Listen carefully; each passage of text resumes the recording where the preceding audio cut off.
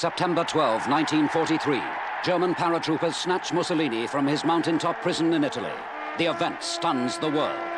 Inspired by the rescue of his ally, Hitler orders an even more daring bid to capture his greatest enemy. The explosive events of Jack Higgins's international bestseller, now seen as they happened in a film of epic suspense. The Eagle has landed. I want you to go to England for me. Colonel, I barely know you. To assist in the kidnapping and safe return to Germany of Winston Churchill. The mission, to seize Churchill at the moment when danger is least expected. Now, a man to lead it, Karl. Oberst Kurt Steiner, commanding the 12th Parachute Detachment. Late autumn 1943, the secret invasion of England begins. What the hell's going on, Haley? Damn if I know. Now, calm down, Pablo. Tell me what's happening. Colonel Miller and his men, they're not Polish. They're Germans. And they're going to try and kidnap Churchill. What? Now, this Churchill business.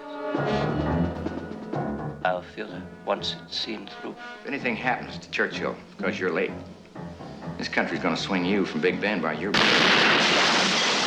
Suddenly, the peace of an English village is shattered by German paratroopers. What if Churchill prefers to die? What if abduction becomes assassination? A race against time to save Britain's war leader. Get the men in position. Don't let anyone out of the village, and once anyone comes in, they stay in. A soldier of fortune, whose one weakness is the woman he loves. What kept you? You don't know the first thing about me. Because if you did, you'd know that I much prefer a warm autumn afternoon under the pines. A girl whose love is about to be betrayed. It may not win the war, but it would make them think about a negotiated peace. I never betrayed anything in my life that I believed in. They're going to try and kill Churchill. The time has come, Mr. Devlin, when I no longer control events. They control me. Go, Ben! Go, Mallory! The most exciting adventure story of World War II. Millions have read the book. Now an international cast brings dramatically to life on the screen this epic story of Hitler's desperate attempt to change the course of history. Stunning, exciting, inspiring, a film you must not miss. The Eagle has landed.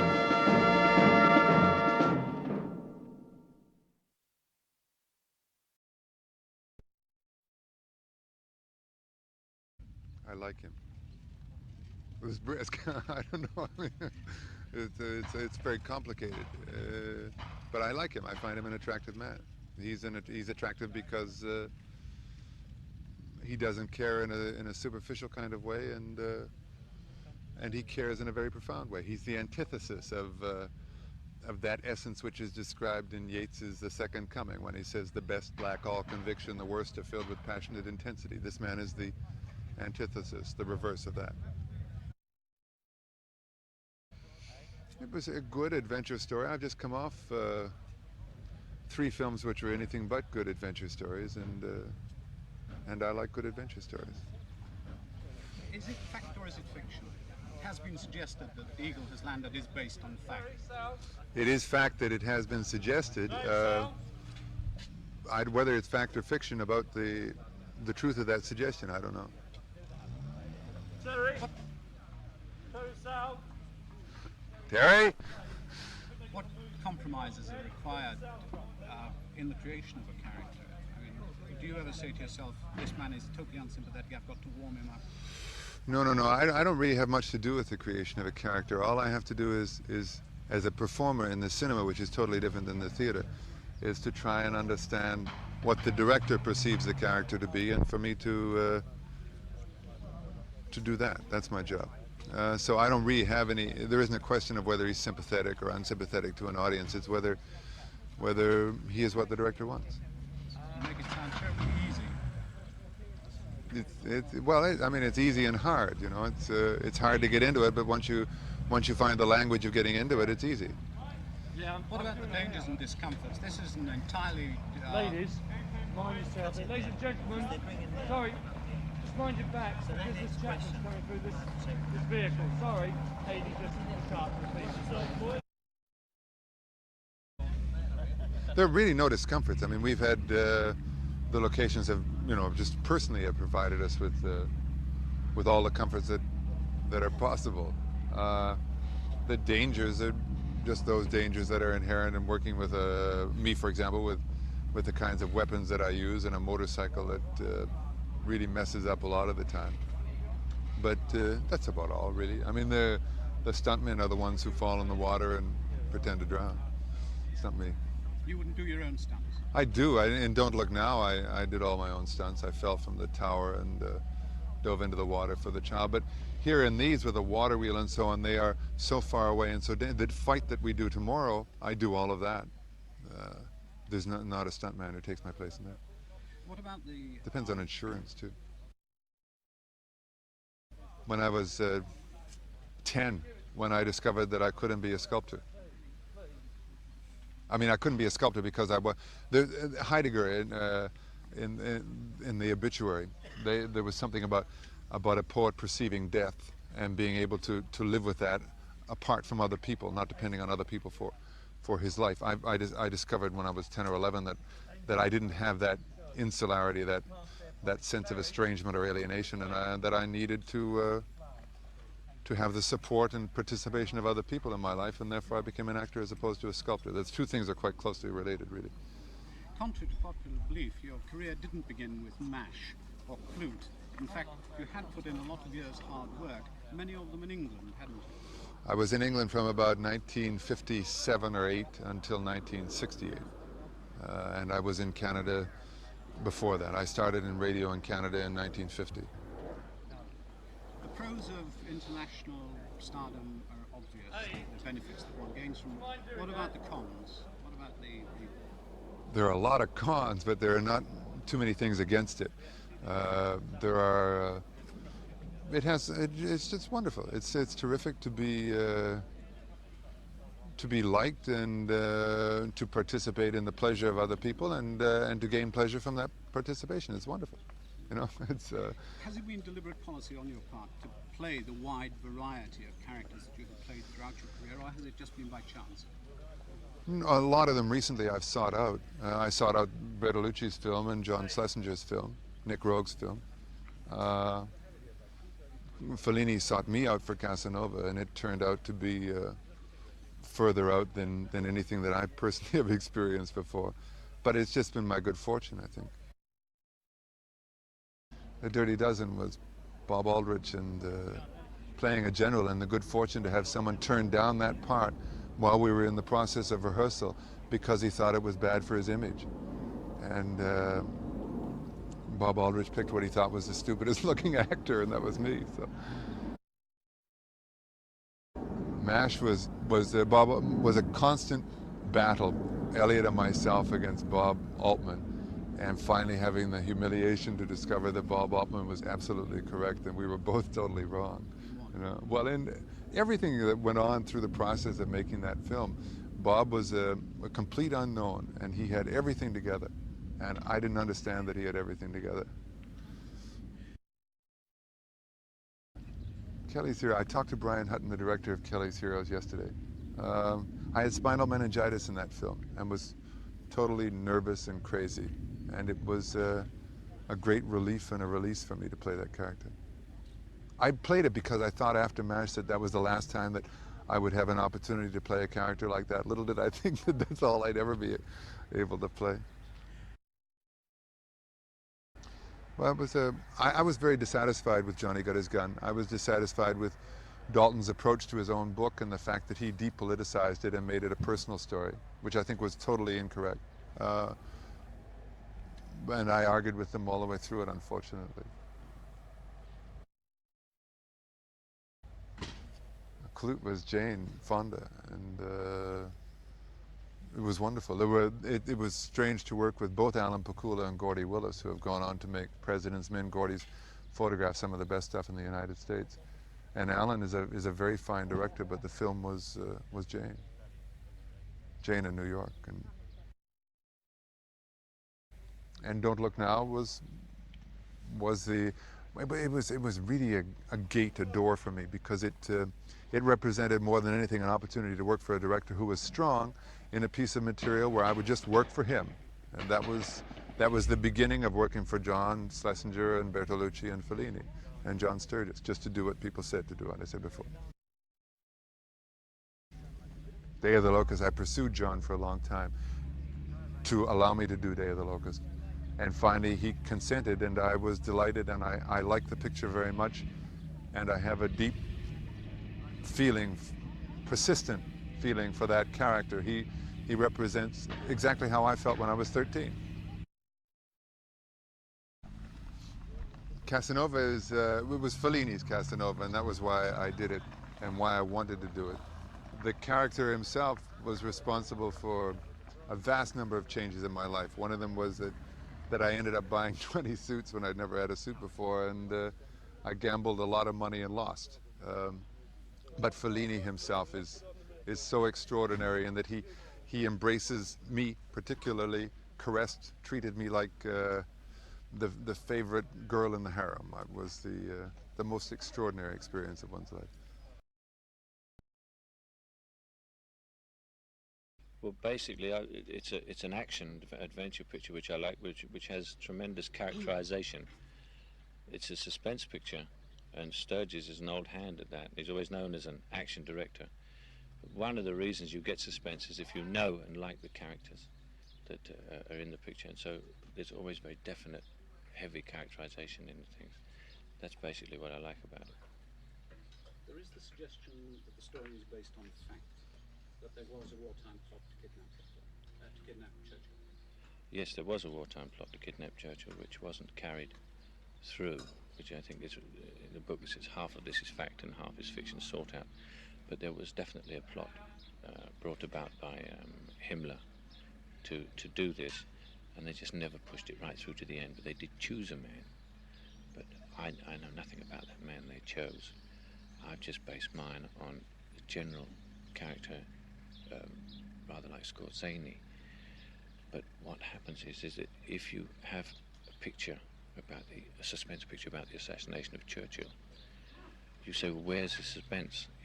We know Churchill wasn't assassinated. Well, the whole point is that you eventually have to know and feel a sympathy for the assassin, and that's where the suspense is. So it's not exactly playing a Nazi as sympathetic, but playing a German soldier as a human being. What are the dangers or difficulties of working in an all-action film such as this? Well, they're quite tremendous, because if you look around this village, you'll see several houses and a mill and a pub, which have all been built specifically for this picture. And the reason for that is because they're all going to be blown up. We obviously couldn't blow up the real houses here. And there's a tremendous battle in the church, which is over there, where you see stained glass windows. All the real ones are taken out, and they're all our stained glass windows. And so when that stuff starts to fly, it can be very dangerous. But if you've been in pictures as long as I have, you have tremendous confidence in the special effects people who make these explosions, and they can really, they could blow your boots off without untying your bootlaces. Harry and Walter Go to New York is a story of two criminals, bums, which is Jimmy Kahn and Elliot Gould, who try to take on and be like the greatest jewel thief in the world, which is me. And it really is, it was described to me by the director as a story of the 1900s when class finished in America and the hustlers took over. And I was the class, and Jimmy Kahn and Elliot Gould were the hustlers. And it's a comedy based on that, in that period, 1900, and very funny. Alfie, for me, is the first,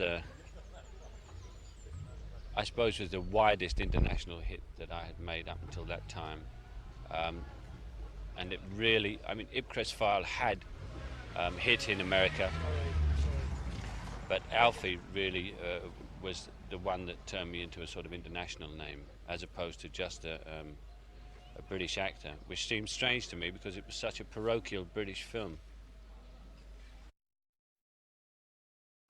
The Ipcress File and Harry Palmer were basically the first times my name was ever put above the title. which is in an actor's career is a very important moment. And I always remember when my billing in my contract was to go under the title in the same size letters or something, in the same colour. And Harry Saltzman, who produced the picture, saw the film and he said, well, at least let us be proud of the guy we got in the picture, even if no one else likes him. Put his name above the title. And that's where I've tried to stay ever since. I almost became trapped with the Harry Palmer character because it was an ongoing thing. But Sean Connery, who was a friend of mine, played Bond, and I watched that kind of trap work on him. So what I did is I wore glasses as the character, so that when I took them off I was no longer that character, rather than sort of playing with my normal face and sticking glasses on to play other parts. Harry Sundown was that was my first big disappointment. It was the first time I'd worked with someone who I considered a great director, and up until that time it was about one of the worst movies I'd made, but it was still a marvellous experience anyway. Oh, I used to spend every Wednesday evening, I used to do something which I've always considered the most English thing I ever did, which was I used to have dinner every Wednesday evening at the Savoy with Noel and have a chat, because I was one of the producers of The Italian Job, and so was in a way employing him, and I used to go along and be company for him. Actually, in fact, he was better company for me than I was for him. The Last Valley was that was my single biggest disappointment I've ever had, and I was sure that was a marvellous picture, and no one else agreed with me. But as someone once said to me, it's amazing how often the public are wrong. Get Carter, a film that I think is one of the most underestimated films that I did. I like that very, very much. I think Mike Hodges, who directed it, is a brilliant director, and will one day be Mike Hodges, the way David Lean's David Lean. Marvellous experience to work with Elizabeth Taylor, and a very good lesson to people. I'd only known her from publicity and what I'd read, and of course the real person is absolutely nothing like the image that is put across in the press or by her press people. She's a very charming, marvellous woman, and not to all this diamonds and whatever. I think it's just publicity. The most testing role in one of my proudest pictures and one of my proudest moments working with Olivier. I was really proud of that. It was very testing, though, wasn't it? Oh, I mean, to play single-handed opposite Olivier is I think the most testing thing an actor can do, and certainly for me, who was not in the same class as him in the ways in theatre, but fortunately for me I'd had a long career in film, so I was able to hold my own, but only just.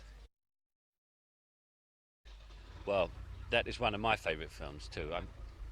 The Man Who Would Be King is one of my favourite films, basically because of the marvellous people. Sean Connery and Christopher Plummer and we were such great friends on the picture. Marvellous old John Huston. It was a great privilege to work with a man like that, and a lovely producer called John Foreman, and suddenly everything kind of gelled together, and it really worked, and I think it's there on the screen. I'm really proud of that picture. It's one of my favourites. The story, the thing I loved of the Man Who Would Be King was the fact that it was the Kipling era, but not the sort of British Raj and pomp, but we played, Sean Connery and I played two real rascal ex-army sergeants who were very, very nefarious characters, very funny, but very typical of that era. Soldiers of fortune, adventurers. They were marvellous characters to play, and of course written by Rudyard Kipling. The Eagle has landed. Well, for me, a really hard, marvellous, tough adventure story, and a really hard, tough character which I've always wanted to play. I usually get kind of very sympathetic guys, but this is a real hard Nazi Skorzeny type of character, and very well written. Not just a normal adventure thing of it's not a kind of Schnell, Raus and Haben Sie einen Ausweis kind of picture and all this grunting, and it's a chance to play a German soldier really naturally. Whatever a natural German soldier is like.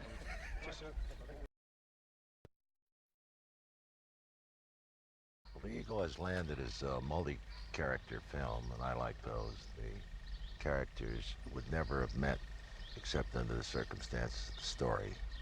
And what happens when they meet, I found very interesting.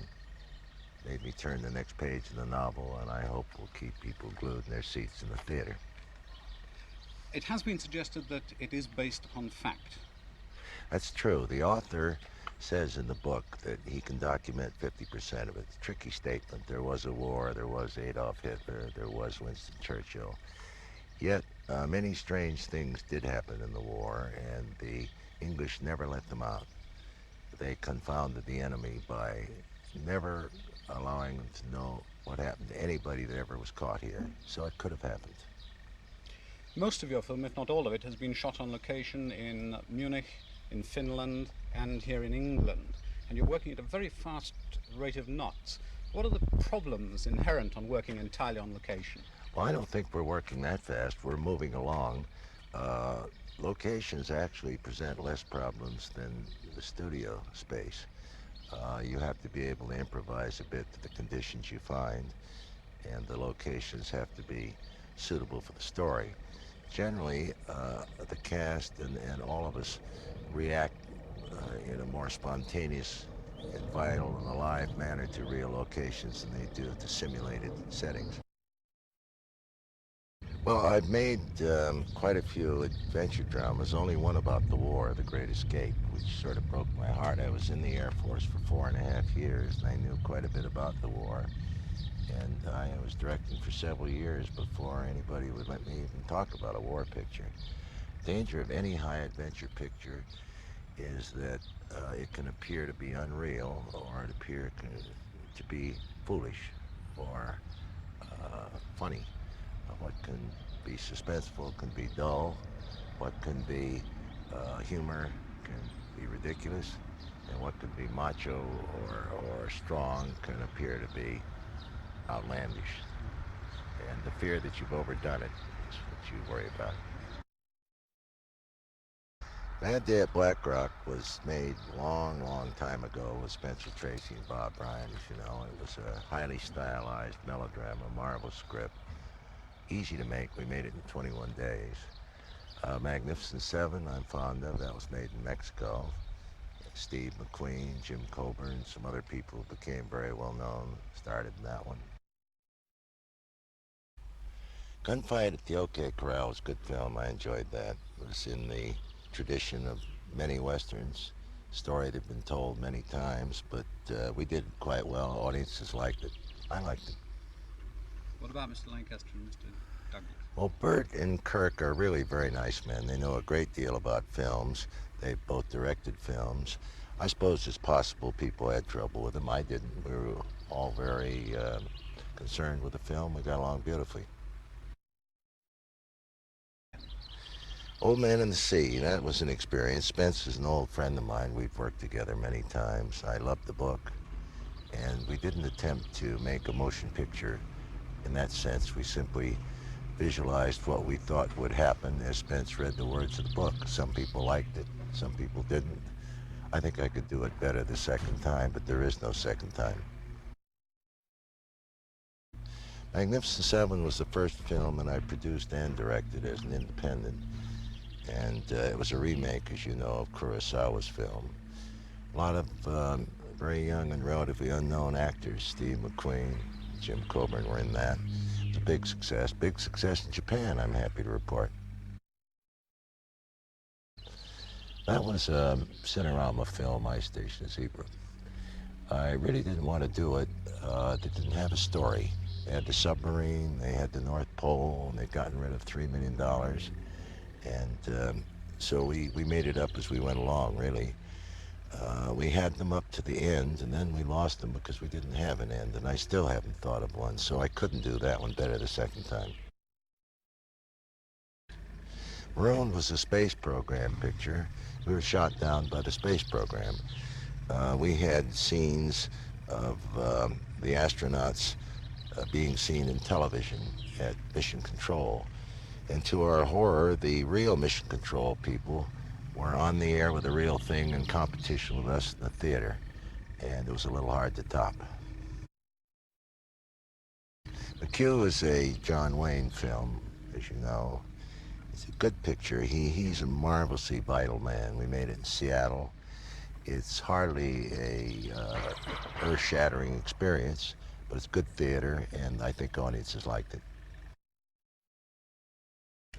That's another one of my favorites because I produced and directed that one because I was in the Air Force for 4.5 years here in England, part of the time Italy, and I think I understood why our side won, and that's what that story was about. It's called an action film, but it's a story of emotion and gallantry, and why our side won.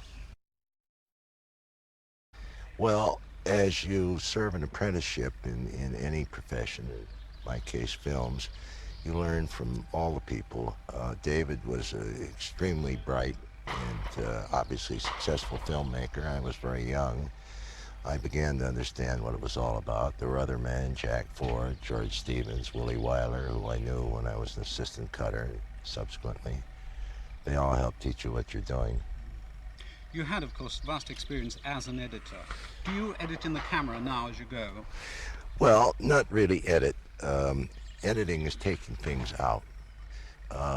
You shoot film with the purpose of cutting it to create the illusion of reality in a theater. So any director in shooting film is shooting material that, when assembled, will create that illusion. Editing is a function of taking things out. You do that sometimes, but not in the camera, hopefully before you ever shoot the scene. Circumstances that brought you into the entertainment business, chance or determination? Needed a job, lived in Los Angeles, that's where the film studios were. Had directed a few plays, little theater work in college. I got a job as making blueprints at RKO Studio. It's as logical to have done that as to get a job with the Ford Company in Detroit. You have a penchant for the Western drama. Is it born of circumstance or of a pure love? Well, I am a Westerner, and I know the Southwest very well, and I like those stories. And I'm not a stranger to horses. I know people that live in the West. I liked them, and audiences did, and they were successful, so I did more of them. I haven't done any now because I think a bit of the freshness of Westerns is gone. Over-exploitation on television, the spaghetti Westerns in Spain have made the image a little shabby. No, they weren't uncomfortable. They were perfect. We'd have never done it that quickly. There was about 2 feet of snow on the ground, and it was snowing, and it kept snowing. Otherwise, we'd have been in terrible trouble. The thing that worries you with weather is change. If you begin in snow and suddenly you have blue skies, or vice versa. And there, it was exactly the way we wanted it. It stayed that way, and we worked fast and got it done. John Sturges, thank you for talking to us. Pleasure. Thank you. Thank you, sir.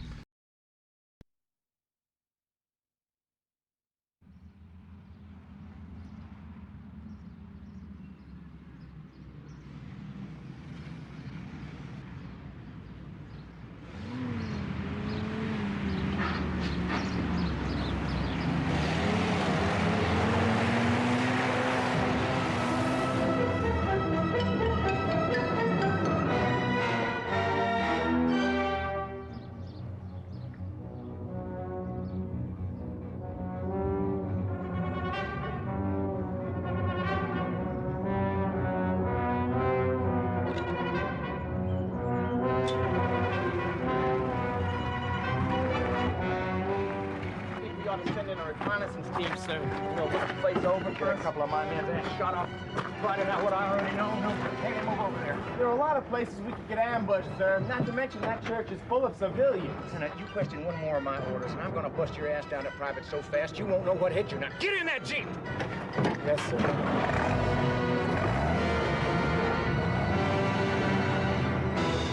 Cut. Another busy day's schedule gets underway at Maple Durham village near Oxford, one of the settings chosen for a £4 million epic film bringing together the talents of one of the screen's greatest action directors, John Sturges, whose credits include The Great Escape and The Magnificent Seven, and one of the few English international stars, Michael Caine, now firmly established as a name guaranteed at the box office. They're hoping to make The Eagle Has Landed as big a money spinner on film as the book on which it's based. With money no object, they've turned the village square of Maple Durham into the Norfolk village of Studley Constable, a quiet backwater in 1943.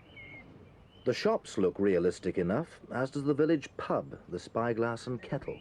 But don't be fooled. They're flimsy structures of plaster and hardboard, the setting for the last action sequence on a production that started in Finland 8 weeks before. Hold it there. Right now, ladies and gentlemen, does anybody please any vehicles in this car park down here, because I'm afraid they're all in our picture. If you'd be kind enough to move them, we'd be very grateful. The Eagle Has Landed is the story of a German plot during the war to drop paratroopers and assassinate Winston Churchill. Leading the raid, Colonel Kurt Steiner, alias Michael Caine. Always our view of the German army has really been mixed up with the SS, which is an entirely different proposition. I did a lot of research into I play a paratroop officer, and I did a lot of research into how they felt about, for instance, people like the SS. And of course they hated them like poison. And it was pointed out to me by a German that really the paratroop officers were the kind of landed gentry and had a kind of attitude towards the SS as they would have had towards the nouveau riche. The SS were all sort of jumped up people who were trying to get on and obviously did anything to get on. But the paratroop guys, especially this type, the ones who did the creek landings and all those, they hated the rest of all the army and considered themselves an absolutely elite corps, which of course they were. Rather like, kind of like the SAS. Yeah. I mean, this is sort of a 1940s version, in a sense, of the Day of the Jackal, isn't it, to a certain extent? In a way, because you say, well, Day of the Jackal, for instance, you say, well, where's the suspense? We know nobody killed de Gaulle, and here you say, well, where's the suspense? No one killed Churchill. But in the Day of the Jackal, you never cared about the assassin, which is something that is my job in this picture, is to make you worry about what's going to happen to me. I'm the assassin in the picture. These are balmy days for Maurice Micklewhite. Now in the Superstar League, Caine still recalls the film that put him there. Alfie pushed me into the American market, which is absolutely important in movies, and otherwise you wind up, as we do now in England, if you don't have someone who has a name in America, you do Confessions of a Window Cleaner or Carry On Up Your Khyber or something, which is a purely parochial movies. Christ, I don't recognize you with all this stuff around here. I mean it. What brings you over here, babe? They said there was a war on before, and I wanted to beat Ronald Reagan to it. Just beat Ronald Reagan. That's how we want to do it. American Larry Hagman is something of a joker on the set. While much of the film is about action, he provides a few of the lighter moments. Wonderful. Thank you, Mr. Sturges. Got it. Anyway, what's the part you're playing in this film? Colonel Pitts, the bad guy. Wow, what's so bad about him? Well, he's a loser. You know, usually see Americans, they're always the winners, you know, and the guys that come through, and this guy comes through, but he slaughters his men. He puts them up against the crack German troops and gets them all wiped out, including himself. Gene Marsh shoots me right between the eyes. Today, Hagman's involved in the sequences leading up to the battle in the square, where his men are overwhelmed. Everything's working like clockwork because a master director is in control. This is how Michael Caine sums up working with John Sturges. Very, very refreshing because Sturges does his homework. A great many directors, you see, they come in on a Monday morning and they'll get a viewfinder, which is the thing you look through to see when. And they go wandering around the set like this, saying, "Now, where should we shoot?"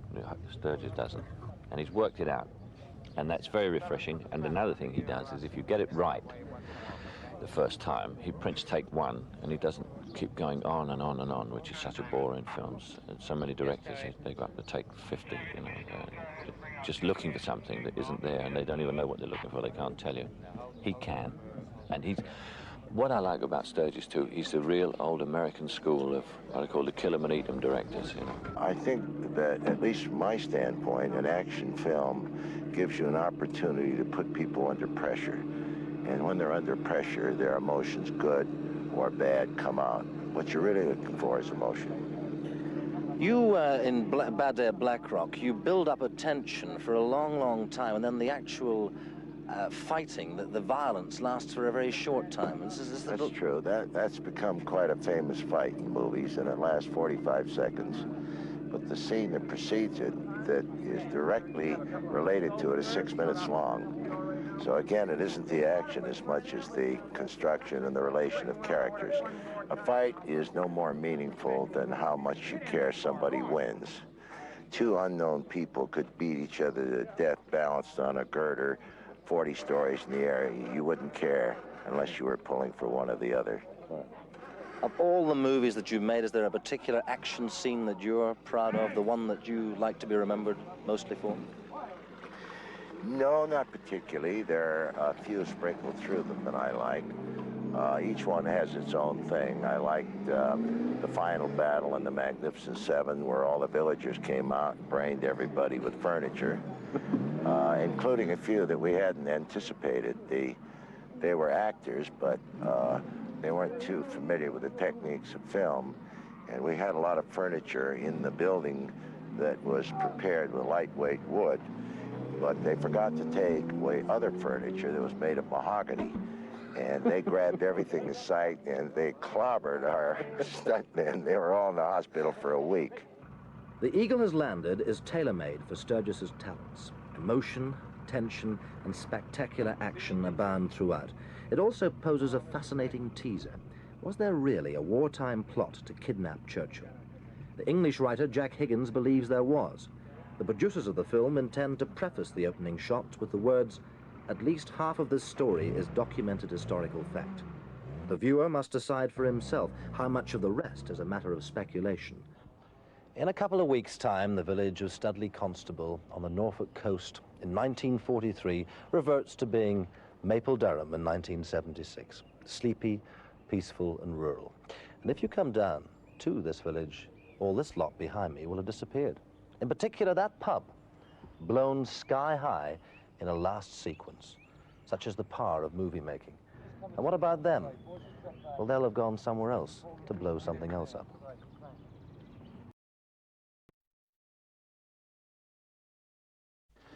It's hard for me to tell a story briefly. I've been reasonably successful in about 2 hours and 20 minutes and terrible on the head of a pin. But it's about an expedition sent from Germany to kidnap Winston Churchill, of all people. And they encounter, for a period of 36 hours, some 30 other people in England. And the story is about what happens to them and all those other people that are thrown together because of this incident. The basis of the story, in fact, is that the Germans did set up an operation to kidnap or assassinate Churchill. But it never went through because they realized it was really foolhardy, or thought it was foolhardy. But the author of the book brought about some sets of circumstances where it would have been possible, and it's completely and utterly feasible. We're going again, boys, please. They don't drive the car. No, that's fine.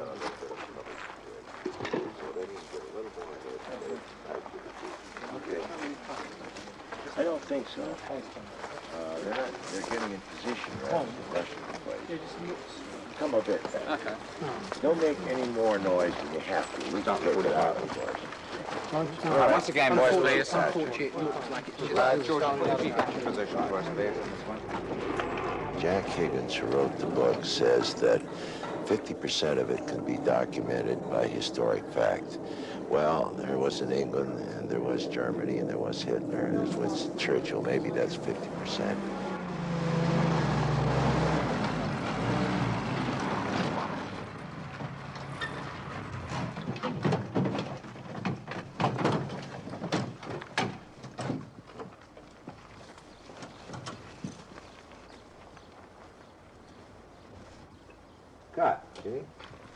The reason he's picked to lead the group is because he speaks English without a German accent. And when we're all Germans together, which, I mean, we're all speaking English all the way through the picture, you wouldn't have an accent if you were all together. So what we do is we've learned to speak the way Germans speak English in a very precise way. A German usually speaks English better than the Englishman. And so we all speak in this kind of very clipped manner, which is just as... And there's none of this Achtung and, you know, we have ways of making you talk and all this kind of dumb accents, which Germans don't speak in anyway. But that's how they always spoke in them in war pictures. And so we kind of mix them up with the real people. Turn over. 81J, take one read. Molly takes off.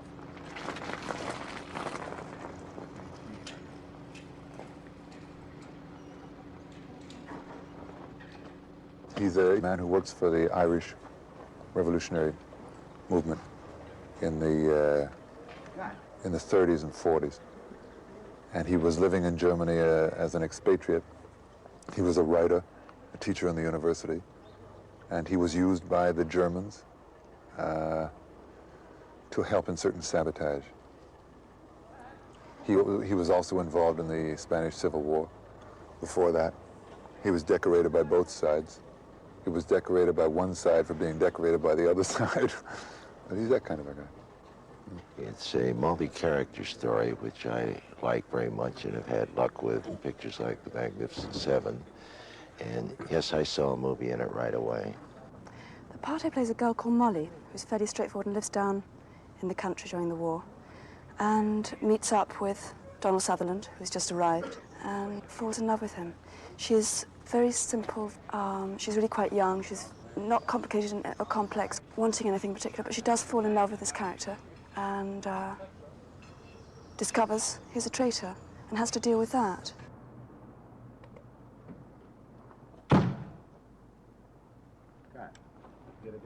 Well, it's 20 years ago, and we have a certain perspective, and you can look at it objectively, in which you're not involved actually emotionally in wanting one side or another side to win politically, but just because you're involved in the particular energies of those people and the futility of war, the futility of dying in the pursuit of that kind of national chauvinism.